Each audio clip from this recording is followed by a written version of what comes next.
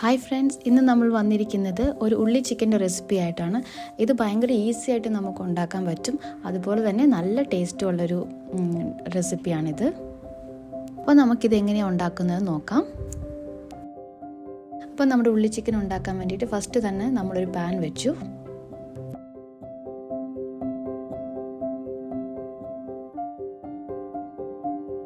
Pan നല്ല ചൂടായതിനു ശേഷം നമ്മൾ അതിലേക്കൊരു 4 ടേബിൾ സ്പൂൺ കോക്കനട്ട് ഓയിൽ ഒഴിച്ചു കൊടുക്കുകയാണ്. കോക്കനട്ട് ഓയിലിൻ്റെ ടേസ്റ്റ് ഇഷ്ടമില്ലാത്തവർക്ക് വേറെ ഓയിൽ യൂസ് ചെയ്യാവുന്നതാണ്.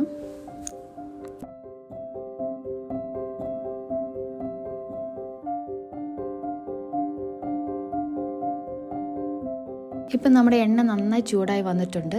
അപ്പോൾ നമ്മൾ ഇതിലേക്ക് ഒരു മീഡിയം സൈസ് തേങ്ങ ചെറിയ പീസാക്കിയത് നമ്മൾ ഇതിലേക്ക് ആഡ് ചെയ്ത് കൊടുക്കുകയാണ്.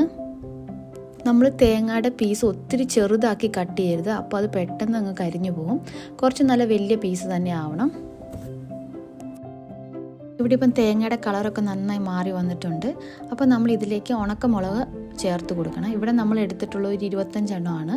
നിങ്ങൾക്ക് എരിവ് കൂടുതൽ ആവശ്യമുള്ളവർക്ക് നമുക്കിതിൻ്റെ അളവ് കൂട്ടാവുന്നതാണ്. ഇപ്പോൾ ഇവിടെ നമ്മുടെ മുളക് നന്നായി ചൂടായി വന്നിട്ടുണ്ട്. അപ്പോൾ ഇതിലേക്ക് നമ്മൾ 1/2 kg ചെറിയ ഉള്ളി ആഡ് ചെയ്ത് കൊടുക്കുകയാണ്. ചെറിയ ഉള്ളി ഇതിൻ്റെ ഒരു മെയിൻ ഇൻഗ്രീഡിയൻ്റ് ആണ്. അപ്പോൾ ഇത് ഒട്ടും കുറയാൻ പാടില്ല. നമുക്ക് 1/2 kg കൂടുതൽ വേണമെങ്കിൽ യൂസ് ചെയ്യാം, പക്ഷേ കുറയാൻ പാടില്ല. ചെറിയ ഉള്ളി തന്നെ നമ്മൾ ഇതിന് യൂസ് ചെയ്യണം.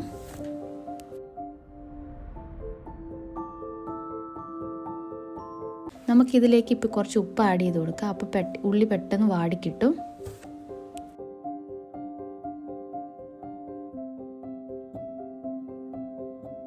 നമുക്കിത് നന്നായിട്ടൊന്ന് മിക്സ് ചെയ്ത് കൊടുക്കാം.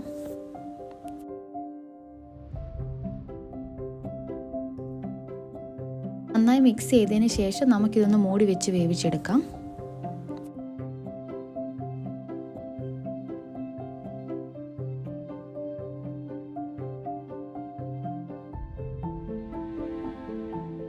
ഇപ്പോൾ ഇവിടെ നല്ല ഉള്ളിയൊക്കെ നല്ല വാടി വന്നിട്ടുണ്ട്.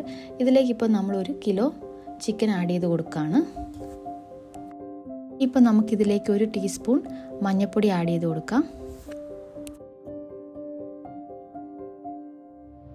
ഇതിപ്പോൾ നമുക്ക് നന്നായിട്ടൊന്ന് ഇളക്കി കൊടുക്കാം.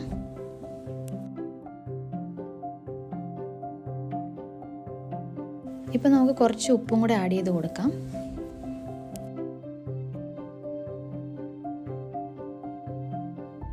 ഇനി നമുക്ക് കുറച്ച് കറിവേപ്പില ചേർക്കാം. ഇവിടെ നമ്മുടെ ഉള്ളി ചിക്കൻ ആവശ്യമായിട്ടുള്ള എല്ലാ ഇൻഗ്രീഡിയൻസും നമ്മൾ ചേർത്ത് കഴിഞ്ഞു. ഇനി നമുക്ക് നന്നായി മൂടി വെച്ചൊന്ന് വേവിച്ചെടുക്കേണ്ട കാര്യമുള്ളൂ.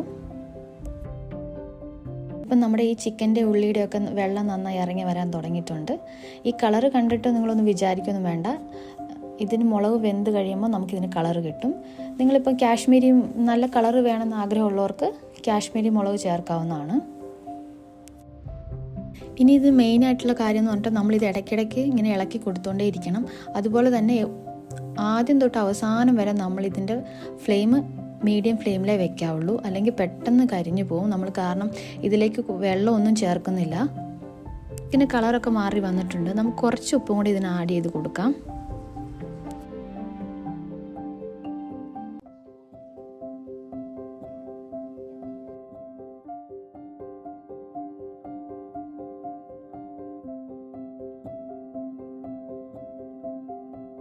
നമ്മുടെ ഉള്ളി ചിക്കൻ ഇവിടെ റെഡിയായി വന്നിട്ടുണ്ട്. നമുക്കിതൊരു സെർവിങ് ഡിഷിലേക്ക് മാറ്റാം.